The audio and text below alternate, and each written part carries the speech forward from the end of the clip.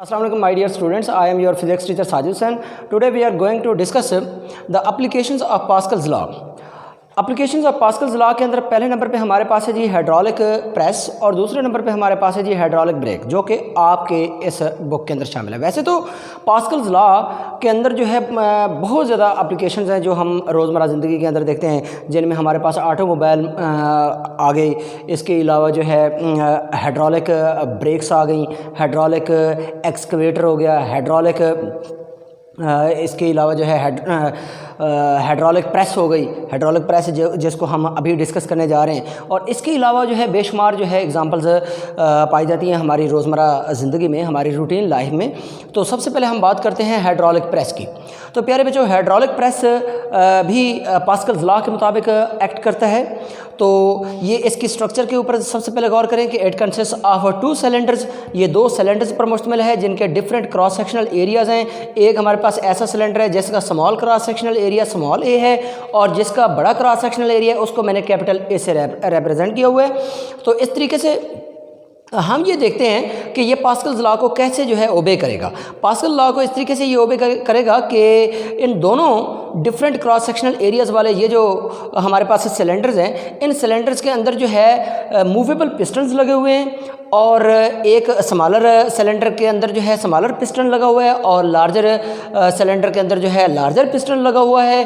तो हम ये देखते हैं कि जब हम स्मॉलर पिस्टन के अंदर पिस्टन के ऊपर फोर्स अप्लाई करते हैं, फोर्स F1 लेट्स सपोज हम अप्लाई कर दें, तो ये चूँकि यूनिट एरिया स्मॉल ए के ऊपर एक्ट हो रही है ये फोर्स F1, तो इट मीन्स यहाँ पर क्या पैदा हो रहा है, प्रेशर पैदा हो रहा है। अब आगे हम देखते हैं कि लिक्विड हमने इसके अंदर फिल किया हुआ है, तो इसका मतलब ये हुआ कि बेसिकली हम इस मूवेबल पिस्टन के ज़रिए हम एक फोर्स अप्लाई कर रहे हैं, और इस फोर्स के ज़रिए इस लिक्विड के अंदर प्रेशर पैदा हो रहा है, और इट मीन्स इसके अंदर क्या पैदा हो गया, लिक्विड प्रेशर पैदा हो गया। और लिक्विड प्रेशर जब लिक्विड के किसी एक पॉइंट पर एग्जर्ट किया जाता है, तो ये लिक्विड प्रेशर जो है उस लिक्विड के तमाम पार्ट्स के अंदर इक्वली डिस्ट्रीब्यूट हो जाता है। बल्कि ये जो मैंने वर्ड यूज़ किया डिस्ट्रीब्यूशन का वर्ड हमने यूज़ नहीं करना, हमने यहाँ पर कहना है कि जो लिक्विड प्रेशर यहाँ पर हमने किसी एक पॉइंट पर एग्जर्ट किया है, पैदा किया या ट्रांसमिट किया है, ये लिक्विड प्रेशर जो है इस लिक्विड के तमाम पार्ट्स के अंदर इक्वली ट्रांसमिट हो जाता है। ये बात याद रखिए, डिस्ट्रीब्यूट नहीं होता, इक्वली ट्रांसमिट हो जाता है। तो इस तरीके से जो है इस लॉ को हम क्या बोलते हैं, पास्कल्स लॉ बोलते हैं, ब्लेज पास्कल्स लॉ, जो कि हम पिछले लेक्चर के अंदर डिस्कस कर चुके हैं। अब यहाँ पर ये बात साबित हो गई कि इस हाइड्रोलिक प्रेस के अंदर पास्कल्स लॉ अप्लाई हो रहा है। अब आगे हम देखते हैं कि जब हम फोर्स F1 अप्लाई करते हैं, तो इस फोर्स F1 को हम देखते हैं, ये एक स्मॉलर फोर्स होती है जो कि हमने स्मॉलर पिस्टन जिसका cross sectional area small a है उसके ऊपर हमने एक्सर्ट की है। लेकिन उससे आगे जो है जो लार्जर पिस्टन है उसके ऊपर जो है बहुत ज़्यादा फोर्स पैदा होती है इस F1 के ज़रिए। अब F1 जो फोर्स हमने एक्सर्ट की है स्मॉलर पिस्टन जिसका क्रॉस सेक्शनल एरिया स्मॉल है, उससे आगे जो फोर्स जनरेट होती है लार्जर पिस्टन के ऊपर वो बहुत ज़्यादा पैदा होती है। ये कैसे लार्जर फोर्स पैदा होती है, इतनी ज़्यादा फोर्स कैसे पैदा हो जाती है, ये हमने मैथमेटिकली प्रूव करना है। तो आगे बढ़ते हैं। हम ये देखते हैं कि pressure on piston of smaller area, हमारे पास क्या है जी, फोर्स पर यूनिट एरिया। ये प्रेशर की डेफिनेशन हम पिछले प्रेशर के टॉपिक के अंदर पढ़ चुके हैं। तो क्या यहाँ पर मैथमेटिकल फार्मूला लिख देंगे, बिल्कुल F1 ओवर आपके पास क्या आ जाएगा, ये स्मॉल ए आ जाएगा। क्या आ जाएगा, स्मॉल ए।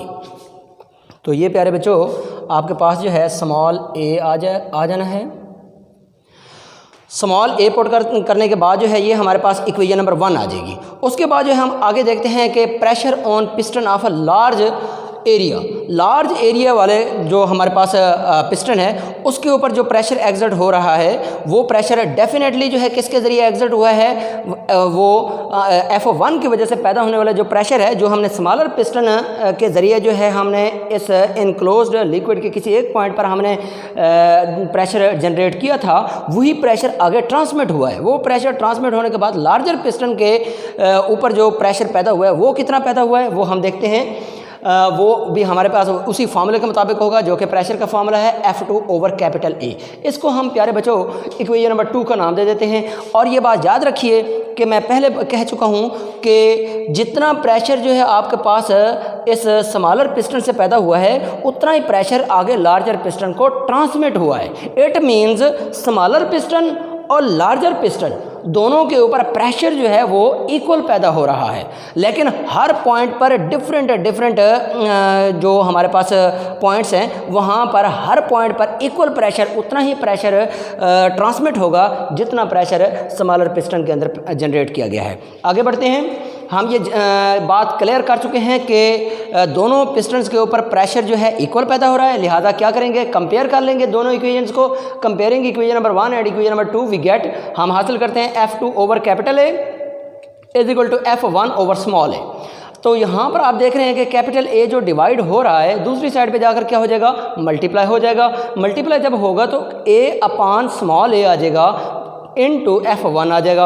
अब यहाँ पर ये एक तयशुदा बात है कि जब आप ग्रेटर वैल्यू को स्मॉलर वैल्यू पर डिवाइड करते हैं तो आंसर जो आता है वो हमेशा 1 से बड़ा आ जाएगा। कभी चेक कर लीजिएगा, वो 2 को 1 पे डिवाइड करें या 3 को 2 पे डिवाइड करें, आपके पास आंसर हमेशा 1 से ग्रेटर आएगा। जब आपके पास 1 से ग्रेटर वैल्यू आएगी कैपिटल A/a की, तो वो जो ग्रेटर वैल्यू 1 से ग्रेटर वैल्यू होगी, जो वैल्यू 1 से ग्रेटर होगी, उसको जब हम F1 के साथ मल्टीप्लाई करेंगे तो जो आपके पास आंसर आएगा वो आएगा F2 का, और F2 का जो आंसर होगा वो डेफिनेटली F1 से ग्रेटर होगा। तो इसलिए हम कह सकते हैं कि F2 की जो वैल्यू होगी वो F1 से मच मोर ग्रेटर होगी। तो ये बात साबित होगी, यही हमने साबित करना था कि F1 फोर्स हम जो लगा रहे हैं स्मॉलर क्रॉस सेक्शनल एरिया वाले पिस्टन के ऊपर, उससे जनरेट होने वाला जो प्रेशर है, लिक्विड प्रेशर है, वो लिक्विड के ज़रिए according to Pascal's law transmit होकर जब लार्जर पिस्टन